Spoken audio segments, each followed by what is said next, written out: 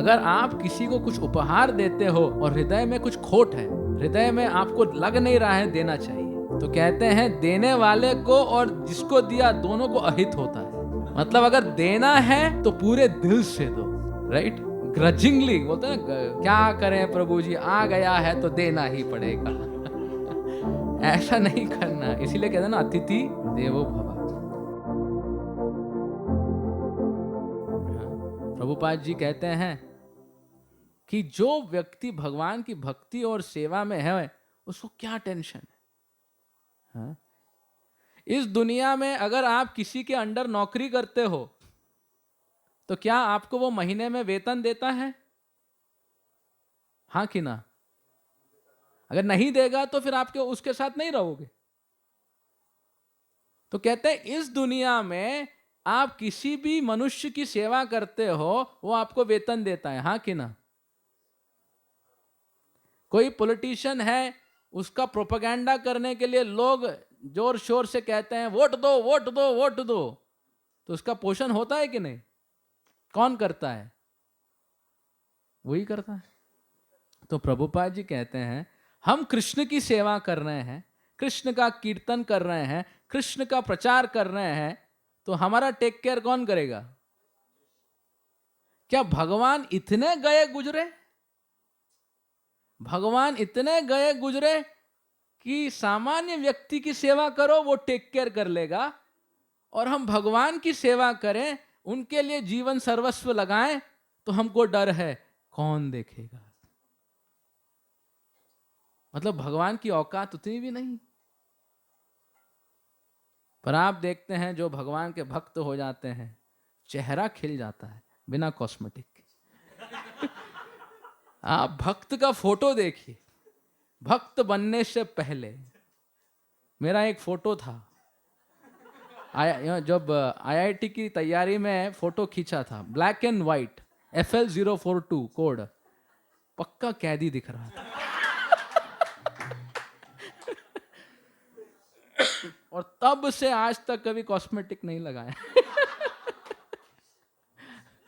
Right? तो भक्तों के आप देखेंगे, प्रभुपाद जी कहते हैं भक्तों को देखते हैं लगता है कि अब हंस पड़ेगा, अब हंस पड़ेगा, और भौतिकवादी को देख के लगेगा अब रो पड़ेगा।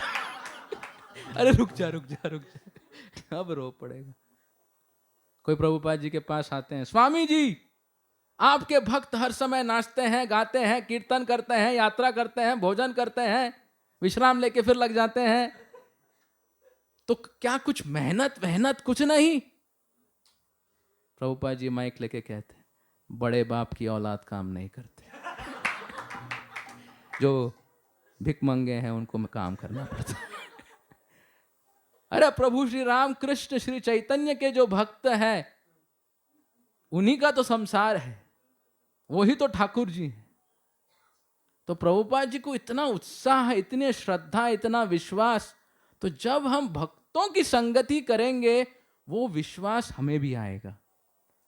हम अभी भौतिकता में इतना संग करते हैं, दुनिया की वार्ता को इतना सुनते हैं, तो हमको लगता है वो डर गया, ऐसा हो सकता है, वैसा हो सकता है, और व्यक्ति और भयभीत हो जाता है। राइट? पर ऐसा नहीं है। जितना हम भगवान को अपने जीवन में अवतार लेने देंगे, जैसे अयोध्या में सब वेट कर रहे थे कि कब श्री राम जी जो हैं आविर्भाव होंगे, तो आज हम चर्चा करेंगे अयोध्या नगरी में किस प्रकार प्रभु श्री राम के आगमन के लिए जोर शोर से तैयारी हो रही है।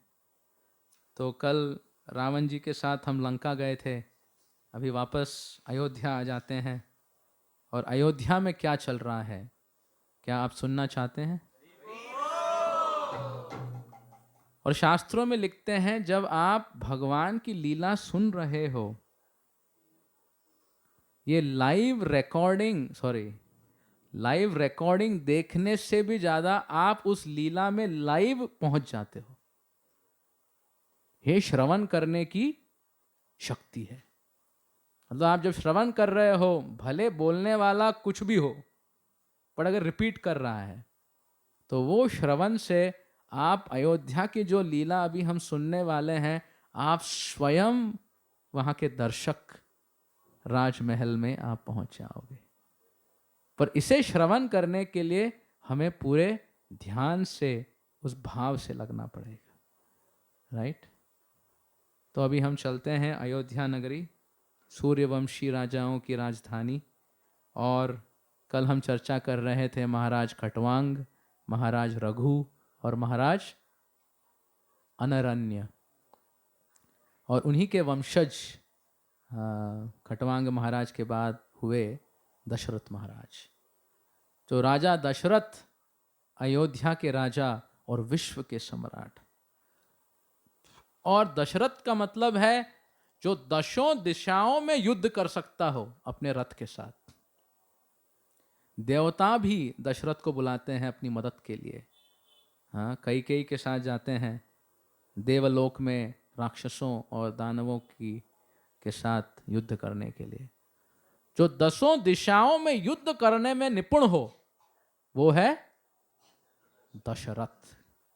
इतनी विशाल भुजाएं, इतने शक्तिशाली दशरथ महाराज हजारों हजारों सालों तक अयोध्या नगरी की कीर्ति को वर्धन कर रहे थे। पर सालों सालों हजारों सालों के कीर्ति की वर्धन करते हुए उनके हृदय में एक बहुत बड़ा संकोच चल रहा था।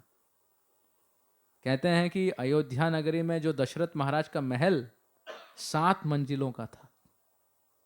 7वें मंजिल में दशरथ महाराज अपने विशाल प्रासाद में अयोध्या नगरी का दर्शन कर रहे थे। और अयोध्या नगरी मीलों मीलों जो है सुशोभित आम, फूलों के बगान, फलों के बगान, हाँ, बड़े बड़े जो हैं रास्ते हैं। और पूरा जो रास्ता है अयोध्या का, आप श्रवण कीजिए, पूरी तरह सुंदर और शीतल, पूरी तरह साफ और सुशोभित, क्या कहते हैं, सुगंधित जल सब जगह छिड़का गया है। मतलब आप चलेंगे तो एक अलग ही आभास होगा। हाँ, और सब जगह, हाँ, सोने चांदी अलग अलग चीजों से सुशोभित ये जगह थी। और हर जगह वाद हो रहा था, हाँ, कीर्तन हो रहा था, नगाड़े बज रहे थे, मधुर ध्वनियां हो रही थी, ब्राह्मण जो है मंत्र का उच्चारण कर रहे थे। और ऊपर आपको क्या दिख रहा था? सारे गंधर्व, अप्सरा, इंद्र इत्यादि अपने प्लेन में जा रहे हैं। अयोध्या में रेगुलर विजिटिंग होता था। और इस सारे माहौल में दशरथ महाराज बहुत ही ज़्यादा संकोच में थे, दुख में थे कि ये जो अयोध्या नगरी है, इसकी जो कीर्ति है, सूर्यवंशी राजाओं की जो श्रृंखला है, क्या ये श्रृंखला मुझसे ही समापन हो जाएगी? क्योंकि मेरा कोई युवराज नहीं है, मेरा कोई पुत्र नहीं है। हाँ, और आप सोचिए, जो व्यक्ति विश्व विजयी हो, देवताओं की भी जो सेवा कर ले, पर उसके जीवन में जो उसकी इच्छा है कि एक संतान हो, वो नहीं हो पा रही है। देखिए भाग्य की करनी कैसी है। हाँ, इससे हमें समझ में आता है कि हम जो हैं एक निमित्त हैं। हाँ, हम सब चीज़ों का नियंत्रण नहीं कर सकते। और ऐसा सोच के दशरथ महाराज फिर अपने कक्षागृह में, अपने गृह में आ जाते हैं, घर में। और फिर बहुत ही विषाद रूप से अपने सिंहासन पे बैठते हैं। और कौशल्या, कैकेयी, सुमित्रा, वो सब आते हैं और उनकी सेवा करते हैं। और वहाँ पे अलग अलग देवताओं के अलग अलग तस्वीरें थीं। तो दशरथ महाराज सोच रहे थे, आप सबों, उन सबों की सेवा में उन्होंने अपना जीवन समर्पण किया है, प्रार्थना कर रहे हैं, प्रभु मेरी इच्छा को पूरा कीजिए। हाँ, मैं चाहता हूँ कि मैं वनवास इस भाव से नहीं लूँ कि अब अयोध्या नगरी की सुरक्षा के लिए कोई रहे नहीं। और उसी समय जब बहुत विषाद में दशरथ महाराज थे, तभी एक जो उनका सैनिक है, संदेशा लाने वाले, कहते हैं कि वशिष्ठ मुनि जो है दरबार में पहुंच चुके हैं, तो आप अभी आ सकते हैं। तो जो राजा होते हैं वो हर दिन अपना दरबार चलाते हैं। हाँ, सुधर्म सभा जैसे इंद्रलोक में थी, कृष्ण की थी। हर समय राजा अपनी मंत्रियों और सबों के साथ दरबार में रहते हैं। जिस किसी को प्रॉब्लम है आके अपनी बात को कह सकते हैं। ऐसा नहीं कि आपको राजा को मिलने के लिए, मतलब आज आपको किसी मंत्री को मिलना है, कुछ मिलना है तो इम्पॉसिबल। पर तब का समय कैसा था, आपको कोई प्रॉब्लम है, दरबार होगा, एंट्री, और आपकी मैटर को राजा डायरेक्टली सुनेंगे। तो कोई छेड़छाड़ करने की सोचेगा भी नहीं, क्योंकि मैटर ऐसे ही एस्केलेट हो जाएगा। तो दशरथ महाराज आते हैं राज दरबार में, और जैसे ही वो आते हैं पूरा राज दरबार मानिए इतना विशाल था। और उनके दरबार में कहते हैं उनके मंत्री, 8 मंत्री थे जो बहुत ही दिव्य, और सुमंत्र उनके प्राइम मिनिस्टर, हाँ, उनके सारथी, वो सब पूरे राज्य को संभालते थे। सारे जो योजनाएं हैं सबको आनंद में रखने के लिए। और जैसे ही वो दरबार में प्रवेश करते हैं, अलग अलग श्रृंखलाओं में सब बैठे थे। हाँ, जो वेद पाठ कर रहे हैं, जो युद्ध में निपुण हैं, जो धन ऐश्वर्य कमाने में हैं, जो अलग अलग सेवाओं में निपुण हैं, सब लोग जो हैं दशरथ महाराज की दरबार में थे। और वशिष्ठ मुनि वहां बैठे थे और दशरथ महाराज अपने सिंहासन पे आरूढ़ होते हैं। और फिर पूछते हैं अपनी पूरी प्रजा को, क्या सब कुशल मंगल चल रहा हो अयोध्या नगरी में, किसी को कोई तनाव तो नहीं, चिंता तो नहीं। भले उनके हृदय में इतना तनाव था, पर पूरे अयोध्या को वो अपनी संतान मान के उनका पोषण करते थे। हाँ। तो ऐसा कहने के बाद दशरथ महाराज अपनी प्रजा को अपना परिवार मानते थे, तो अपने हृदय की बात उनको कहते हैं। वो कहते हैं कि मैं क्या कर सकता हूं ताकि मेरा जो कुल है वो चलता रहे। मैं नहीं चाहता कि मैं वानप्रस्थ को अपनाऊं और अयोध्या की नगरी असुरक्षित हो। हजारों सालों तक मैंने राज्य किया है और अब मेरा समय आ गया है रिटायरमेंट का, राइट। और उसी समय वशिष्ठ जो इस परिस्थिति को समझे, वो बताते हैं आप चिंता मत कीजिए महाराज। वशिष्ठ मुनि अयोध्या के बाहर एक गांव में, एक मानिए एक आश्रम में रहते थे, और उनके आश्रम में वो ध्यान लगाते थे, भगवत भक्ति करते थे। तो अनेक अनेक संत महात्मा उनको दर्शन देते थे।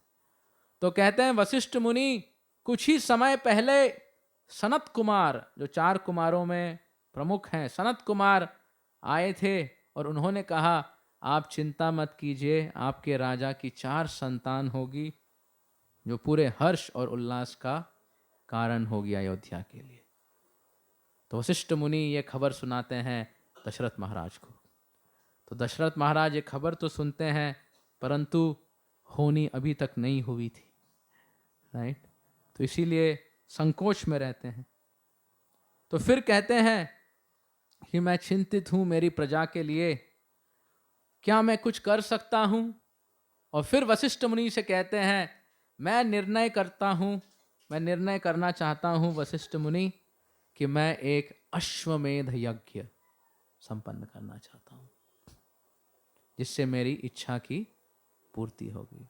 श्री विष्णु की संतुष्टि के लिए मैं अश्वमेध यज्ञ करना चाहता हूं। और वशिष्ठ मुनि और सारे जो वहाँ पे वरिष्ठ थे, सब जो हैं आशीर्वाद देते हैं दशरथ महाराज को कि आप इसे करें। तो हम देखते हैं शास्त्रों में भी किसी भी ऐश्वर्य को प्राप्त करना है या स्थिति को बदलना है तो व्यक्ति क्या करते हैं, यज्ञ करते हैं। तो प्रभुपाद जी कहते हैं कलयुग में अश्वमेध यज्ञ, गो यज्ञ या कोई भी यज्ञ पॉसिबल नहीं है। और यज्ञ करना भी हो तो सामग्री मिलना मुश्किल है, शुद्ध सामग्री। हाँ? तो कहते हैं कलयुग में एक ही यज्ञ है जो काम का है, जो चलेगा। वो क्या है? संकीर्तन यज्ञ। जैसे हर दिन भक्त लोग एकजुट होकर भगवान का आरती करते हैं, हरिनाम करते हैं, भागवत श्रवण करते हैं, ये यज्ञ है। और हम सब इस यज्ञ में बैठे हैं, राइट? इसीलिए यज्ञ पूर्ति तक सब बैठे रहते हैं। तो प्रभुपाद जी कहते हैं कलयुग के जो भगवान हैं श्री चैतन्य यज्ञ पुरुष हैं। और अगर हम रोज संकीर्तन करेंगे तो यज्ञ पुरुष संतुष्ट हो जाएंगे, पूरे ऐश्वर्य आएगा और भक्ति में भी अग्रसर हो जाएंगे। एवरी डे परिवार एकजुट होकर शाम में या सुबह साथ में कीर्तन करे, कथा करे, भगवान की आरती करे, प्रसाद की सेवा करे, राइट? तो हम यात्रा में इसीलिए आते हैं ताकि हम इसे एकजुट होकर कर सकें। और फिर हम जब वापस जाएं अपने घरों को मंदिर के रूप में उनका दर्शन लेते हुए वहां भी रोज संकीर्तन करें। तो मैं इसीलिए कहता हूं या तो आप मंदिर में रहिए, मंदिर के पास रहिए, या घर को मंदिर बनाइए, whichever works best, राइट? तो दशरथ महाराज इस प्रकार निर्णय करते हैं और निर्णय करने के बाद योजना बनती है, सब निर्णित हो जाते हैं। तो 400 शक्तिशाली शूरवीर लोगों के साथ एक अश्व को सुशोभित कर कर सोने के आभूषणों के साथ पूरे विश्व में छोड़ दिया जाता है। सारे राजाओं के पास दो चीज होता है, एक सब राजाओं को निमंत्रण कि अश्वमेध यज्ञ होने वाला है, दशरथ महाराज इसको संपन्न करने वाले हैं, अयोध्या नगरी में होने वाला है, आप सब परिवार सकुटुंब सबके साथ जितने आना चाहते हैं आप अयोध्या नगरी में आ जाइए, वेलकम। और अगर आपको कोई प्रॉब्लम है अभी हम बात कर लेते हैं, प्रॉब्लम है तो युद्ध आरंभ होगा, चुनौती। आप नहीं मानते कि दशरथ महाराज सम्राट हैं तो मैटर को क्लियर कर लेते हैं। तो देखते हैं 1 वर्ष तक ये जो घोड़ा है, अश्व है, पूरे विश्व में भ्रमण करता है और भ्रमण करने के बाद वापस 1 वर्ष के बाद वापस अयोध्या नगरी उसी प्रकार आ जाता है। मतलब अब यज्ञ करने के लिए पूरी तैयारी। और तब तक दशरथ महाराज ने सारे ब्राह्मणों, वशिष्ठ मुनि के निर्देश में पूरे यज्ञ स्थल की तैयारी की। शास्त्रों में जैसा लिखते हैं यज्ञ करना छोटी बात नहीं थी। यज्ञ करने के लिए बड़े, आप कह सकते हैं मतलब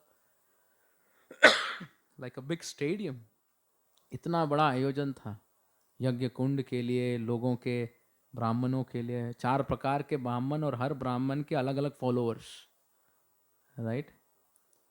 आहुति के लिए, मंत्रोच्चारण करने के लिए, और फिर जो भी उस प्रोग्राम में अटेंड करने के लिए वशिष्ठ मुनि कहते हैं कि संगमरमर के महल बनाए जाएं, राइट? किसके? मार्बल पैलेसेस, जो राजा लोग आ रहे हैं उनको रहने के लिए।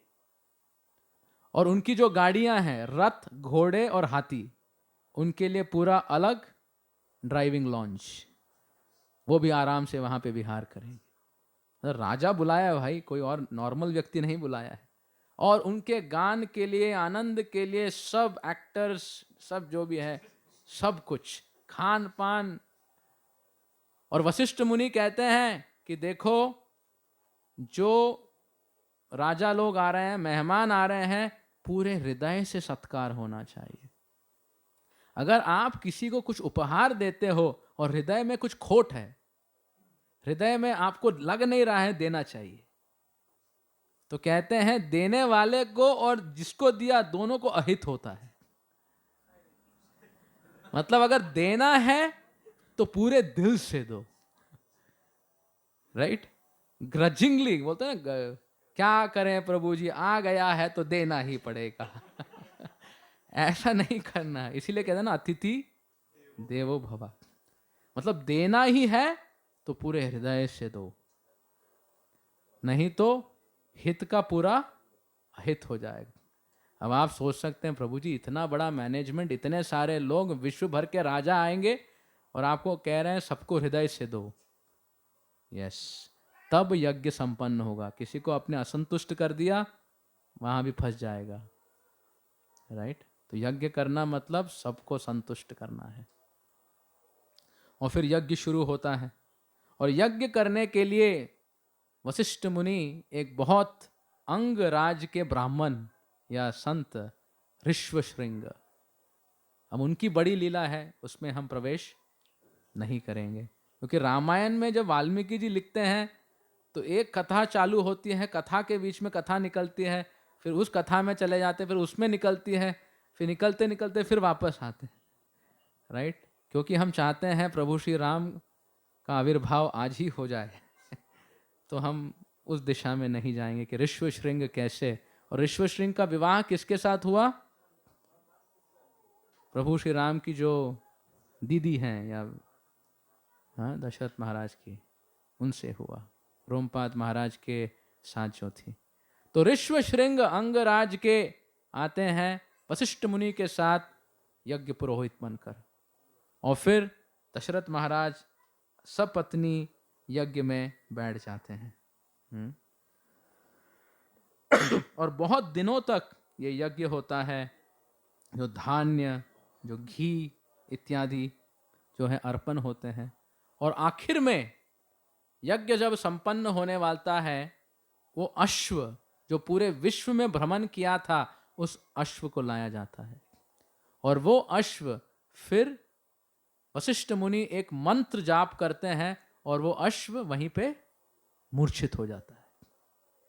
और फिर उस अश्व को वो अग्नि में जो है दे देते हैं, अग्नि में आहुति दे देते हैं। और वशिष्ठ मुनि तब देखते हैं सबके सामने, जैसे वो अश्व की आहुति होती है तो वो एक दिव्य व्यक्ति, वो आत्मा जो है, उसको एक दिव्य देह मिलता है और वो स्वर्ग की तरफ रवाना हो जाता है। मतलब यज्ञ सफल हो गया। प्रभुपाद जी कहते हैं कलयुग में अश्वमेध यज्ञ नहीं होगा, किसी में उसे करने की क्षमता भी नहीं है। तो संकीर्तन, तो इस प्रकार जब यज्ञ संपन्न होता है और स्वर्ग में चले जाते हैं अश्व, पर दशरथ महाराज को तो कुछ दिख नहीं रहा है। हाँ? जो उन्होंने कह दिया वशिष्ठ ने कि यज्ञ संपन्न हो गया, तो गुरु की बात को दशरथ महाराज मान लेते हैं।